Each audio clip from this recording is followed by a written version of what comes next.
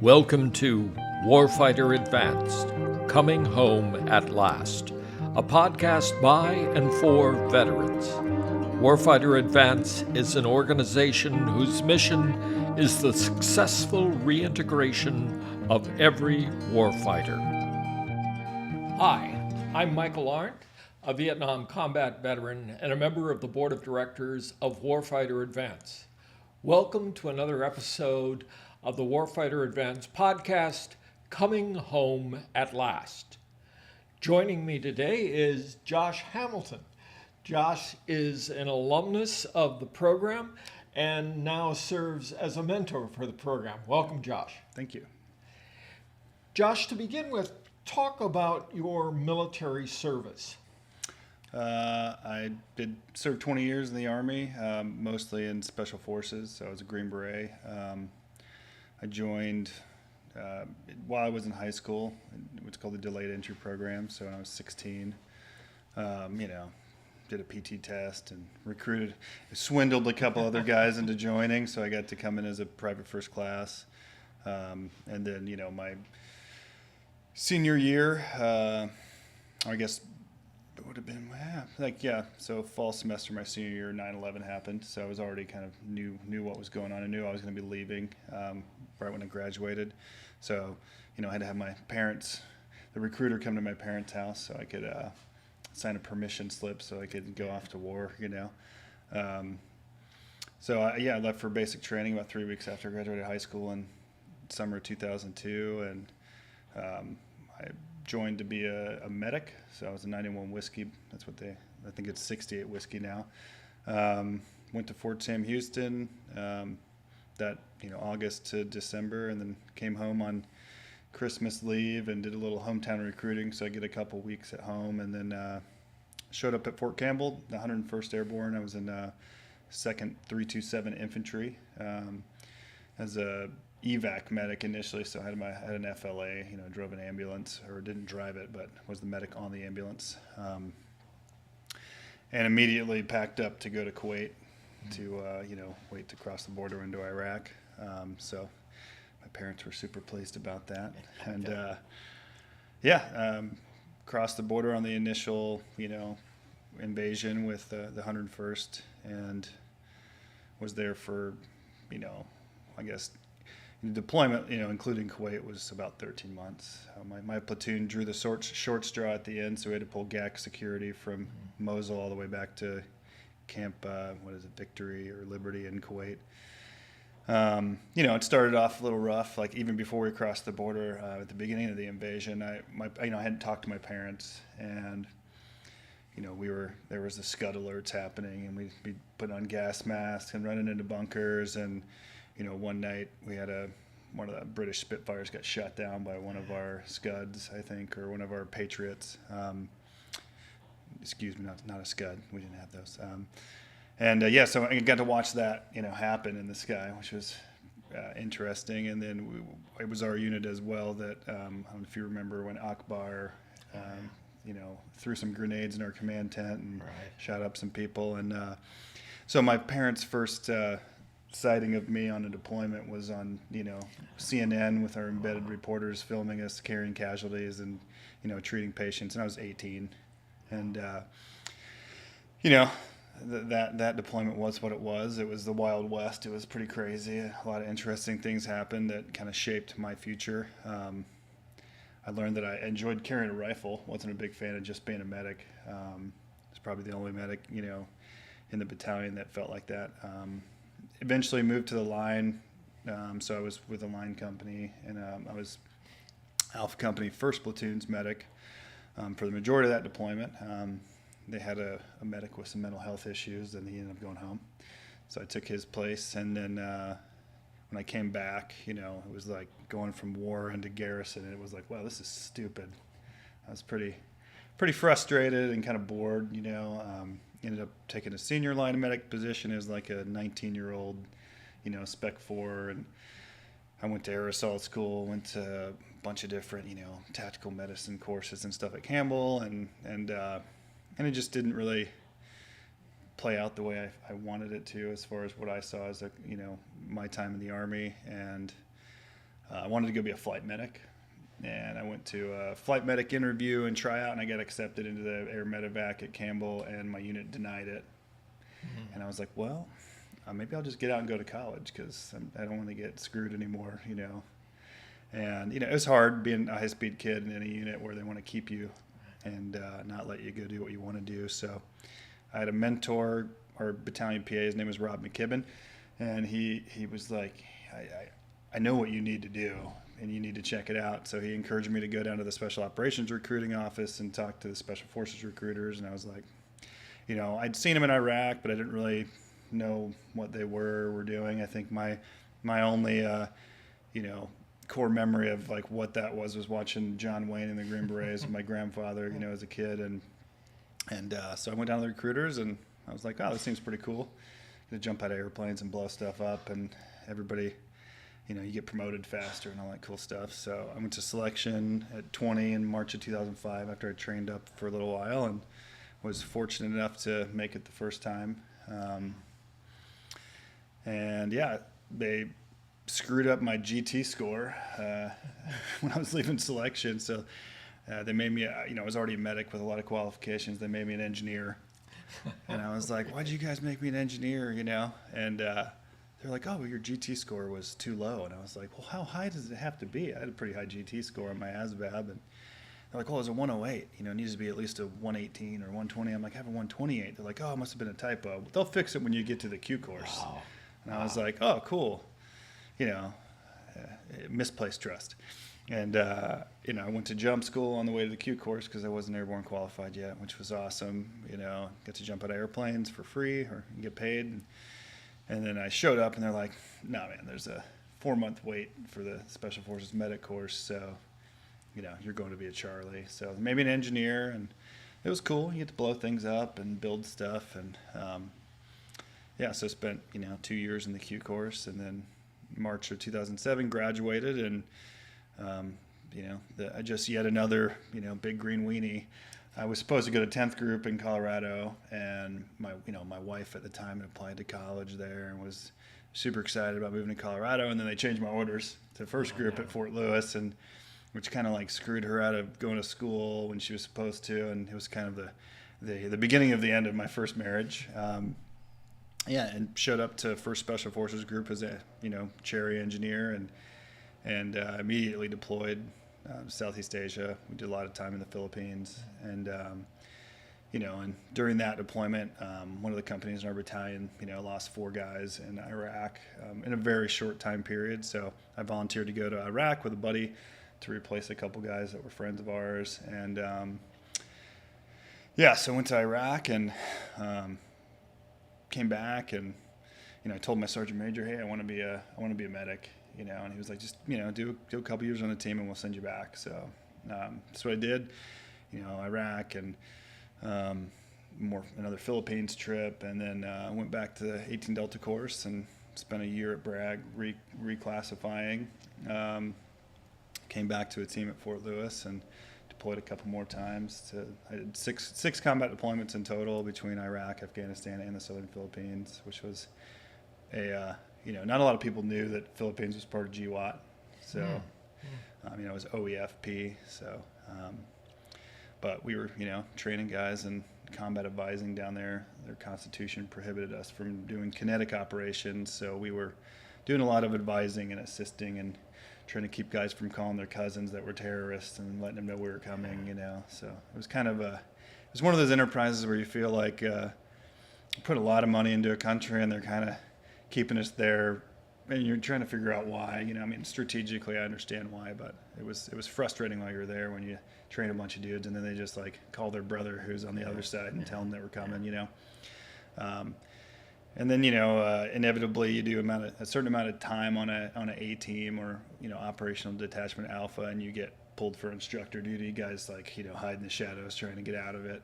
So I moved during that period of time I got divorced and started dating my current wife, you know, a time later, and we got married right before I went back to Bragg for my SWIC tour. So this is like 2013. SWIC being the Special Warfare Center in School, that's what we call it. at Fort Bragg, North Carolina, or Fort Liberty, as they call it now. Let's keep whitewashing everything. And then I worked at Robin Sage as the North Field Team senior medic for a little while. So Robin Sage is like the final training exercise you go to in the qualification course. It's a big kind of theater operation of unconventional warfare. So all over North Carolina, people play roles, and as guerrillas or guerrilla chiefs, and enemy combatants, and sheriff's departments. I mean, it's all over the state, so it's pretty cool.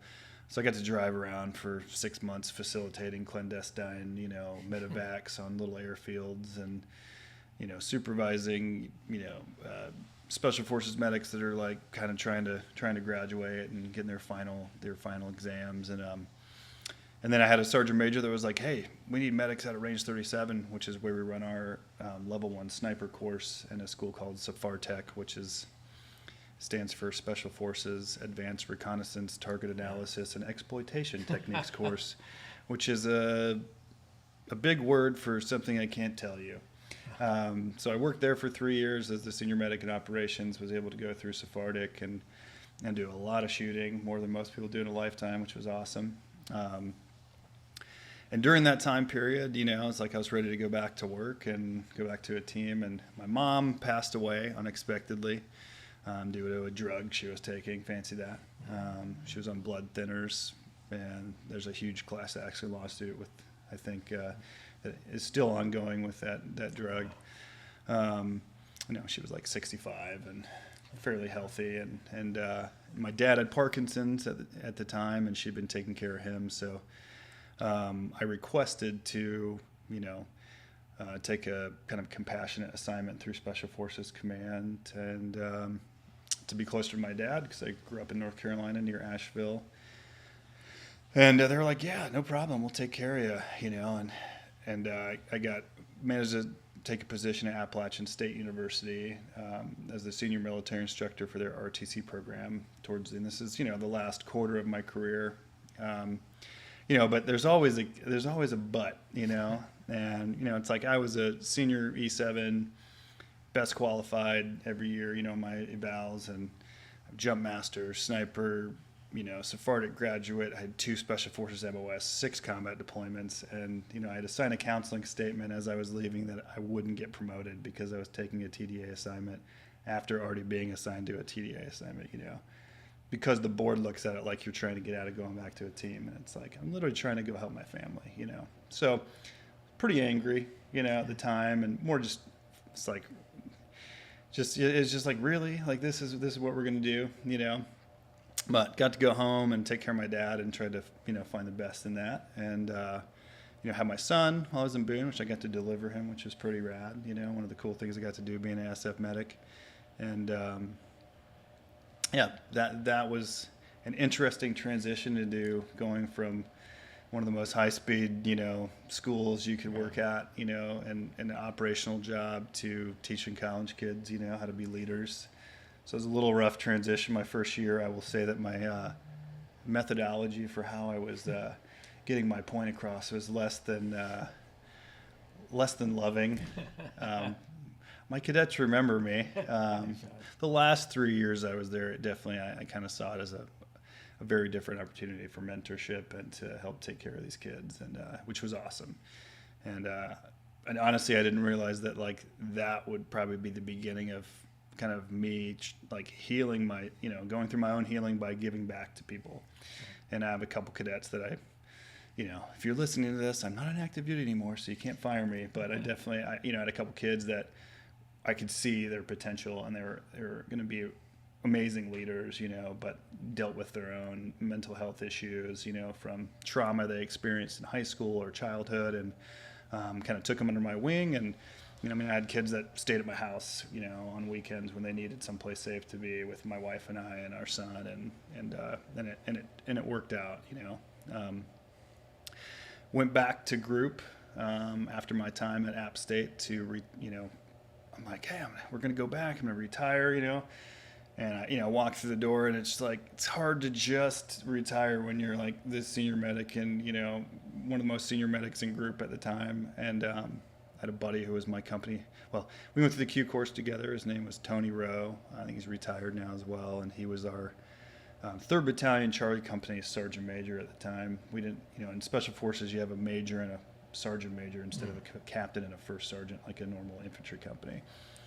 And he came down in processing and pointed a finger at me and was like, come here, and I was like, oh God. Because he was kind of a hothead, when we came through the Q course. He came from Ranger Regiment, so he was a little crazy and an interesting guy. He'd changed a lot over the years, but he was like, hey, I need you to run our company med section for this next Afghanistan trip. And I was like, roger that, and I came home that day and was like, hey honey, I gotta leave for Afghanistan in a few months. And she was just like, what? This was my last year. I was at 19 years, and I'm like, it's my job. Like, I'm not gonna not do it, So immediately jumped into a, pre-mission train up and validation exercise and trying to get a bunch of dudes that don't want to take a vaccine, 100% vaccinated so we can deploy into an austere environment and not have issues deep in terrible places. And but yeah, jumped into that and was fully prepared to have one last ride, before I retired. And he was like, we'll send you back early so you can retire. And about that time, the summer when we were supposed to be leaving was summer of 2021, right around when the troop withdrawal happened in Afghanistan. And we were supposed to rip in and out with 10th Special Forces Group, who was in country at the time. And so we had everything loaded, pallets loaded, gear packed, ready to rock. And we got pulled off of it and had to watch it happen, and which really sucked. I was very angry, and just watching the lives of an entire generation of women and children be taken away from them, after 20 years of conflict, and going to a lot of funerals and a lot of memorial services for guys that gave everything for those people. And so that really sucked, and I was pretty pissed off, and it kind of was the catalyst for me retiring, because I was like, I didn't feel like we were getting the support, and that the people that we were that were pulling the strings were really it felt like I was taking care of somebody in the ICU for 20 years, and then somebody just walked in that had a little bit more power than I did and just pulled the plug. So I was like, well, I am done with this. And Tony was awesome. He was like, I got you, man. And I had a replacement had already showed up, so he was like, it's okay to move on, man. Just call me if you need anything. So I dropped my retirement packet, immediately got one shoulder surgery, and then moved on to another shoulder surgery, and was going to therapy and going to the TBI clinic, trying to figure out why I couldn't sleep and why things were not working correctly, which I started taking some sleep medication, which I'll get to that later. But yeah, no, and then kind of full circle to come into Warfighter. So I love video games, I always have. It's just like a way to zone out and decompress. And I have a big group of guys that I won't go into. It's called the Booper Troopers. That was the name of our group. It's got a long story. I won't go into that. But one of the guys I played games with for years, probably 4 or 5, 6 years at least. I hadn't ever met in person. His name's Lester Molina. He just retired from the Navy.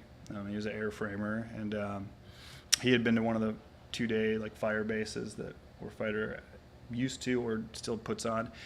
And he was like, hey man, I'm gonna go to one of the evolutions, and you should go. And I'm like, oh, what is that? He didn't really know either. So he had been to the 2-day, and he was stationed at Pax River here, and was seeing Dr. Featon at the time for therapy and everything. And he was like, yeah, just come with me. I was like, okay, whatever.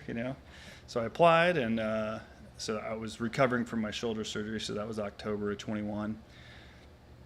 And I'd never met this guy before, you know what I mean? We played video games for half a decade, and he was like, yeah, I'll pick you from the airport, and it was like, pick me up. It's like, oh, hey, what's up, man? Give him a hug. And it's like, you just feel like you're with somebody you've known for, half your lifetime. And went to that Evo, and yeah, I was pretty angry, it's like first Special Forces group lost, 30 plus guys in GWAT, over the last 20 years. And I knew 20 of them, I knew a lot of them. And, and going back to the, Afghanistan withdrawal and the withdrawal from Iraq and all this stuff, it just felt like what was the point, It's hard when you spend your entire career going to war, And, it's just a lot, I spent a long time, really from my last deployment in 2012 was my last full-fledged, combat deployment. It had been probably 9 years of not feeling a lot, And when I did feel anything, I was either super in the dump or really spun up all the time. And I didn't really have a level place to be, And here it was I was just really angry. And I was very fortunate not to be on a lot of medication when I came here. I was on one sleep med. I don't even remember what it was called because I don't take anything anymore. But I know Peter Moulton, who has come through here a handful of times, almost killed himself with a very slightly larger dose than I was taking on a daily basis just to go to sleep, and it was crazy. I'd wake up at 7 a.m. and my wife's like, you didn't move, she's like, I was checking your pulse in the middle of the night. And then I would I'm gonna close my eyes for a little while longer. I wake up at noon, and it was crazy. And so despite the better instruction at Warfighter, I dumped it all in the toilet while I was here and just stopped taking it. Which I was very happy to do. And luckily there weren't a lot of side effects on the side of things, for that one. So I didn't go through any crazy withdrawals. What happened at the evolution for you? It was the start of something, right? You got to build a foundation when you're building a house, right? You can't just build the house and expect it to last if you don't. And for me, it was the start of, I really struggled. I think the biggest thing, besides being angry and a lot of emotional numbness, I didn't connect with veterans very well. I had a pretty big chip on my shoulder, with the things that I had experienced, and I felt like I saw people, getting out of the Army after 2 years and getting 100%, disability from the VA, and I'm like, you never fucking left the country, what? And it was just what is going on with these people, and I was like, you didn't go to war, why do you feel that way, and I didn't feel like they deserved to feel that way, which is complete bullshit, and what the big thing that changed for me here, obviously, gaining tools to help other people, but my perspective changed massively. It was a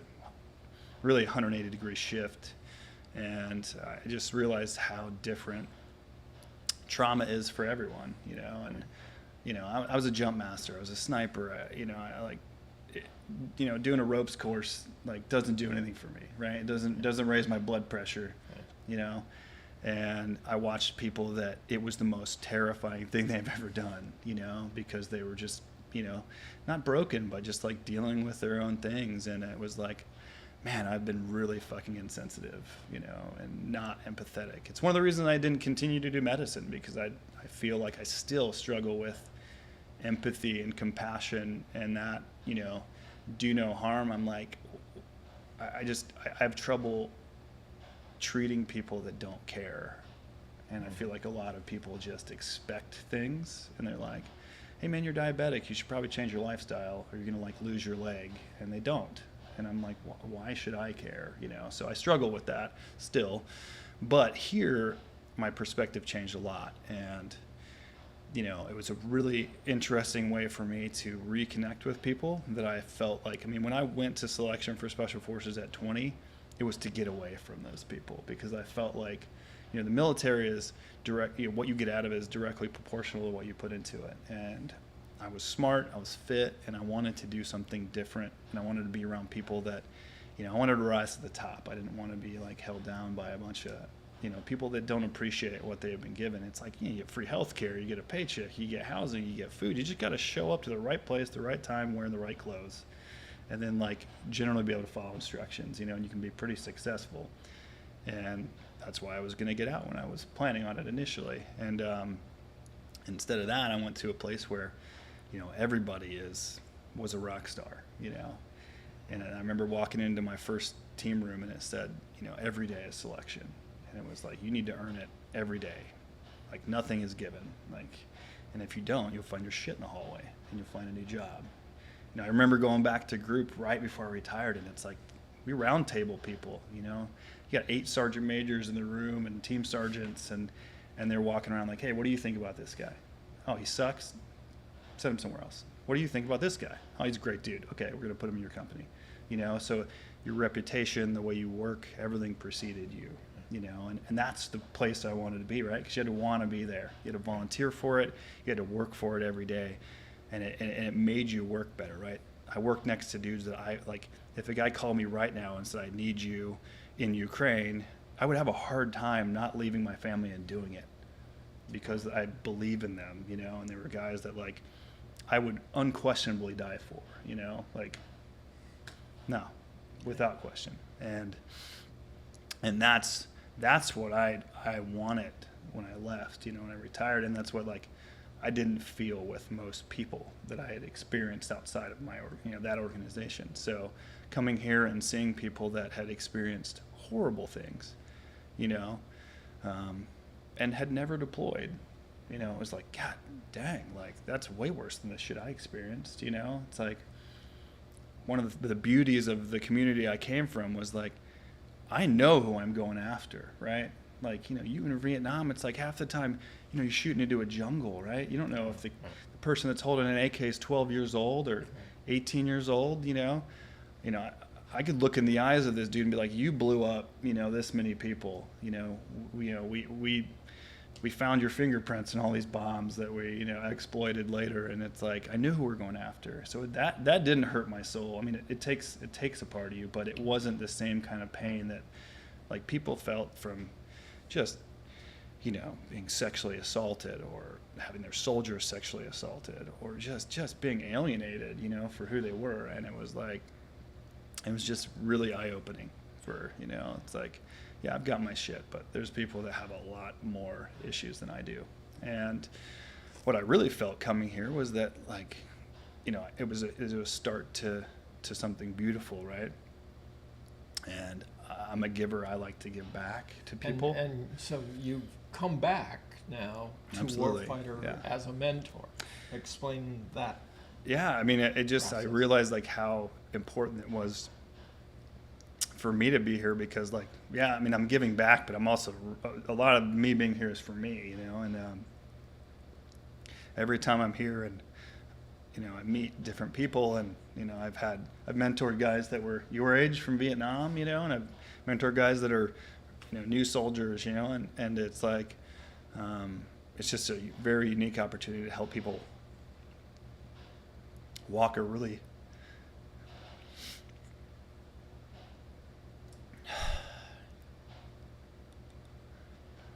just to walk a path, Yeah. and not have to do it alone.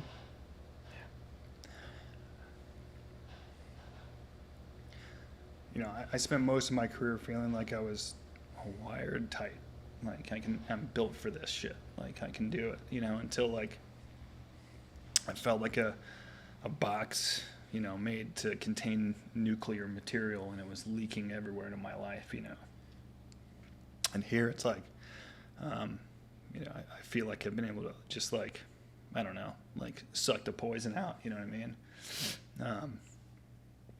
And it's, I know how much everyone here means to me. And being able to give that back is huge.